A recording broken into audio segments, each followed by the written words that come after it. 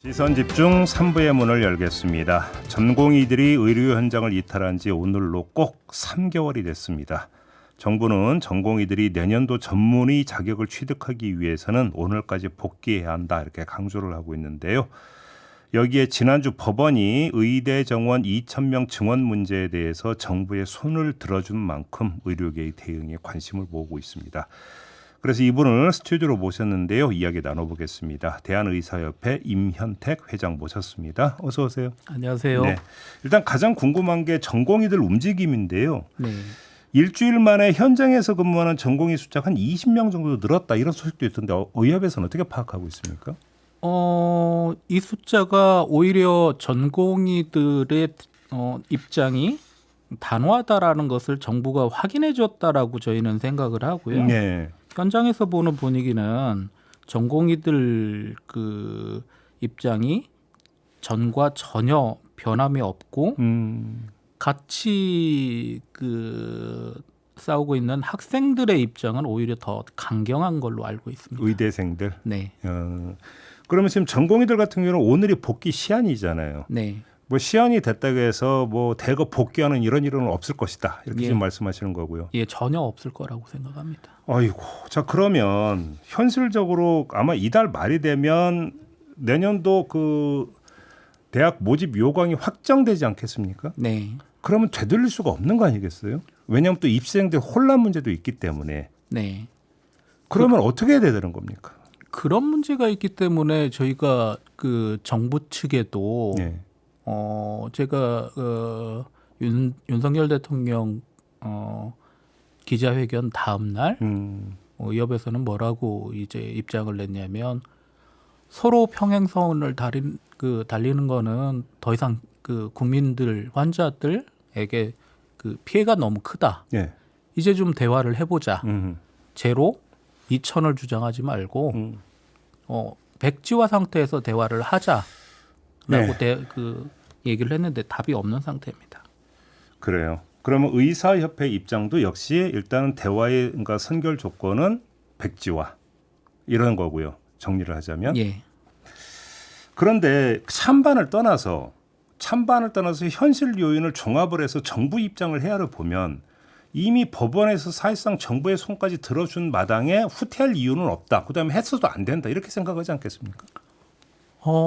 저희가 법원에다가 그 소송을 한 이유에 대해서 그 근본적으로 생각을 해봐야 되는데요. 예. 저희는 소송의 승소 가능성이 그렇게 크지는 않다고 봤습니다. 처음부터? 예. 그러면 왜 소송을 했느냐? 예. 이 국가 100년 대계를 결정하는 중요한 그 일을 하면서 국가가 얼마나 이 형편없이 이 중요한 정책을 결정을 했느냐. 최소한 국민들이 알아야 되겠다. 이런 목적으로 한 것이기 때문에 네. 예, 크게 개의치는 않고 있습니다. 근데 저희가 일전에 그 회장님을 전화 인터뷰를 한 적이 있었어요. 그때 예. 회장님께서 이 가처분 시장의 결과가 나오기 전에 법원에 그러니까 그 판단 있지 않습니까? 자료 제출하라고 했던 부분. 예. 이 부분이 이거 상당히 중요한 거다라고 그러니까 회장님께서 이제 말씀하신 바가 있거든요. 예. 그럼 그때 가치를 부여했던 거와 예. 지금 회장님의 말씀은 일관된 겁니까? 배치되는 겁니까? 그게 배치된 게 아니고요. 예. 정부가 그러면 그 제대로 된 근거를 내놨느냐? 제대로 된 근거를 못 내놨다라는 게 이번에 재판 과정에서 천일하에 밝혀졌거든요. 네. 그렇기 때문에 의사협회는 어느 정도의 목적 달성을 했다라고 생각을 합니다. 그러니까 2,000명 증원이라고 근거 없음이 밝혀졌다. 예. 과정에서. 예. 그럼에도 불구하고 그럼 법원이 이렇게 받아들인 이유는 뭐라고 보시는 거예요? 법원이 받아들인 거는 정말 도저히 이해할 수가 없는데요. 네. 공공복리라는 부분을 내세웠죠. 네, 그렇죠. 과연 이제 그러면 이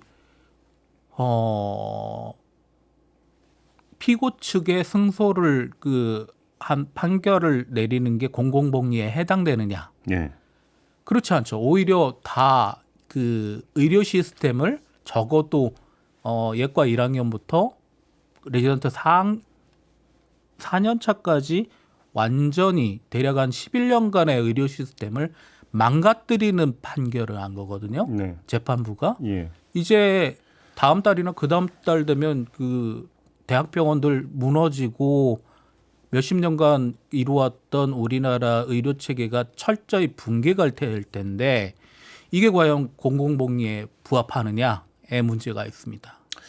그 회장님께서 이번에 정부 손을 들어준 부장판사를 향해서 대법관 자리를 두고 정부 측에 회유당했을 것이다 이런 말씀을 하셨어요. 예.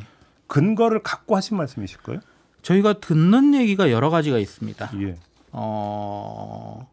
아까 말씀드린 판사가 원래 그 전 공판에서 취했던 입장과 오히려 그 복지부에서 내놓은 근거가 더 형편없는데도 불구하고 그 정부 측 손을 들어준 거 그리고 이 재판의 결과를 굉장히 늦게 발표했습니다. 네.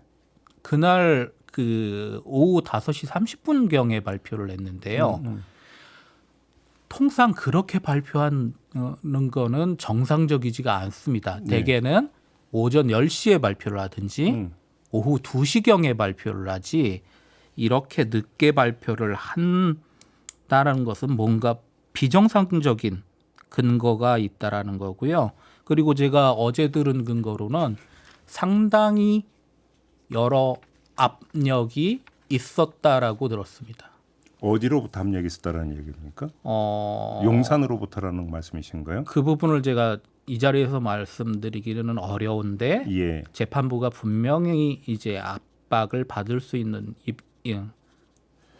근데 부분으로부터. 제가 이 질문을 드린 이유를 좀 하나를 말씀을 드리면 이거는 그러니까 예를 들어서 백번 양보해서 그러니까 그 판결을 둘러싸고도 논평을 할 수 있죠. 예. 그래서 정부 편향적이다 이런 논평까지는 나올 수 있다고 하지만 정부 편향적이다와 정부로부터 해요를 당했을 거다라는 이거 차원이 다른 주장이거든요. 예. 그러니까 여기에는 회유 당했을 수도 있다라는 주장에는 사실에 기초한 근거가 있어야 나올 수 있는 주장인데 과연 그걸 갖추고 있느냐 부분들은 확인이 필요해서 왜냐하면 받아들이는 부장판사 입장에서는 이건 인신 모독으로 받아들일 수 있는 거 아니겠습니까? 그렇다라고 하면 제가 그런 얘기를 했을 때 네. 부장 판사님이 그 부분이 절대로 아니다. 근거를 밝혀주셨으면 좋겠습니다. 그래요. 아무튼 정부에 또 압력이 있었다 이런 말씀이십니까? 사실 이 자리에서 밝히기가 조금 그렇습니다. 나중에 알겠습니다. 기회가 되면 밝히겠습니다. 알겠습니다. 자 그러면 이거저거 떠나서 여기까지 왔습니다. 그리고 그러니까 많은 국민들 어차피 5월 말이면 사실상 임계점 넘어가 버리는 거 아니냐 다들 이렇게 생각을 하고 있거든요. 예. 그럼에도 불구하고 어떻게 접점을 모색할 여지는 없는 겁니까 정말? 아니 그냥 요번에 받아들이고 내후 운영 거부터 좀 차근하게 이야기하는 게 현실적이 아니냐 이런 주장도 있잖아요. 이건 절대로 받아들일 수 없는 아이디어인가요? 정부 측안이 지금 뭔지를 이제 봐야 되는 거죠. 네. 근데 대략 이천에서 이제 일부 국립대 그 총장들이 일부 그 정원을 줄여서 1,500명 정도를 확정했는데요. 네. 1,500명을 과연 그 학교에서 수용을 할 수가 있느냐? 어떤 애는 그러면 이렇게 확 늘렸다가 네. 그 다음에는 줄인다? 이거는 불가능하죠. 예전에 그 지금은 폐교된 서남대의대가 많았냐면 정원이 49명에 불과했습니다. 입학 정원이. 예. 49명을 가르칠 교수가 없었어요. 특히 기초 교수는 전국적으로 없습니다. 그리고 지금은 정상화됐지만 49명의 또 신설의대는 이 사람들을 가르칠 그 공간 예. 자체가 없어가지고 심지어 2차 병원의 옥상에서 컨테이너 박스에서 교육을 하다가 그래요? 예. 그러다가 탄탄한 재단에 인수돼서 그 다음에는 정상 교육을 받고 있거든요. 자 그러면 이 상태를 그냥 쭉 간다고 치죠. 의료계는 어디까지 내달리게 되는 겁니까? 상황이? 이 사태의 가장 큰 문제는 뭐냐면 피해자가 양산되는 겁니다. 환자들. 그리고 예. 의료 시스템이 철저히 망가지는 겁니다. 예. 이걸 그렇게 몰리지 않게 분명히 정부 측에서 이것을 입장을 이제는 바꿔야죠. 서로 대화를 해야 되는 시점 아닌가요? 오늘은 이제 의협 예. 회장님을 모셨으니까 네. 똑같이 그러니까 지금 그 환자들의 그 건강권이 가장 중요하다고 여러 번 말씀하셨잖아요. 네. 거기에 기초해서 그냥 대승적으로 일단 올해는 한 발 물러서면 안 되겠습니까? 의료계에서 그래서 대화를 하자라고 했는데 대화조차 거부하고 있는 거죠. 오히려. 정부가 거부하고 있다고요? 그럼요. 그래요? 저희가 당신네들은 지금 입장이 하나가 아니다라고 해서 교수님들하고 다 지금 단일된 대우들 만든 상태고 대화를 하겠다는 얘기가 없습니다. 군사작전하듯 일방적으로 정책을 추진하고 있거든요. 밀어붙이게 하고 있다. 네, 그래요. 지금 병원 경영난도 상당히 심각하다면서요. 네 그렇습니다. 이러다가 도산까지 갈 수 있는 겁니까? 병원이? 예, 저희가 뭐 병원들이 너무너무 힘들다라고 여러 군데서 듣고 있습니다. 그래요. 참 저는 이 인터뷰 지금까지 참 석 달 동안 참 많이 해왔는데요. 네, 하면서 느끼는 무력감이 뭐냐면 인터뷰를 아무리 하고 이렇게 질문 드리고 저렇게 질문 드려도 정부나 그 의료계나 꼼짝도 안 해요. 한마디로 이야기하면 뭔가 바위를 보고 이야기한다는 느낌 이런 게 솔직히 좀 있거든요. 네. 좀 조금만 좀 다르게 어떤 생각할 여지가 전혀 없을까요, 정말로? 대화의 현장에 나와야 되는 겁니다. 예. 저희가 대화의 현장에 나와달라고 여러 번 정부에 제안을 했는데요. 나올 생각이 전혀 없습니다. 의료계가 통일된 안을 가지고 오면은 그 만나겠다 이야기하겠다 했잖아요. 의료계가 통일된 안은 진작 늘 같은 안을 얘기를 그게 했었죠. 이제 백지화 말씀하시는 거죠. 예. 네. 알겠습니다. 오늘 말씀 여기까지 들어야 될 것 같네요. 고맙습니다, 회장님. 네. 대한의사협회 이면택 회장과 함께했습니다.